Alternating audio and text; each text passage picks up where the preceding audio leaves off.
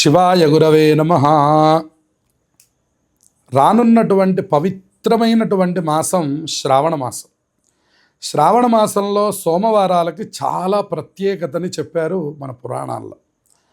మనకి ఇటుపక్కన తెలుగునాట కొద్దిగా అలవాటు తక్కువగా ఉన్న మిగిలినటువంటి ఉత్తర ప్రాంతంలో ఉన్నటువంటి వాళ్ళు, నార్త్ వైపు ఉన్నటువంటి ప్రజలందరూ కూడా శ్రావణ మాసాన్నే కార్తీక మాసంగా భావిస్తారు. అందువల్ల శ్రావణ మాసం రాగానే ఎవరైతే శివారాధన చేస్తారో వాళ్ళకి సమస్త గ్రహదోషములు పోతాయి. నెలంతా ఆరాధన చేసేవాళ్ళు ఉన్నారు, కొంతమంది సోమవారాలు ఆరాధన చేస్తారు. కాబట్టి అందరూ శ్రావణ సోమవారాలు తప్పకుండా ఉపవాసాన్ని చేసి శ్రావణ సోమవార ప్రదోష కాలంలో అవకాశం ఉన్నటువంటి వాళ్ళు ఇంట్లోనే రుద్రాభిషేకం చేయించుకోండి. అవకాశం లేనటువంటి వాళ్ళు శివాలయానికి వెళ్ళి సందర్శనం చేసి అక్కడైనా సరే అభిషేకం జరిపించుకోండి.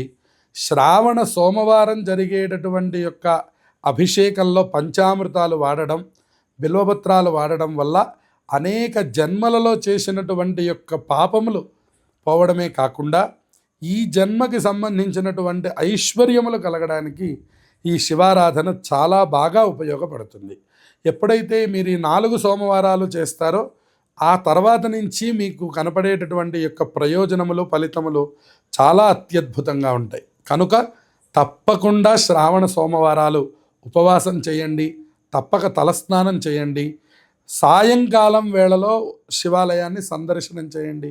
అవకాశం ఉన్నవాళ్ళు ఇంట్లోనే రుద్రాభిషేకం చేసి ఆ శివానుగ్రహాన్ని పరిపూర్ణంగా పొందండి. శ్రావణ సోమవార వ్రతాన్ని అందరూ ఆచరించండి. నభౌ మాసేందువాసరే ప్రదోషకాలే పూజాంచ ఏకబిల్వం శివార్పణం అని.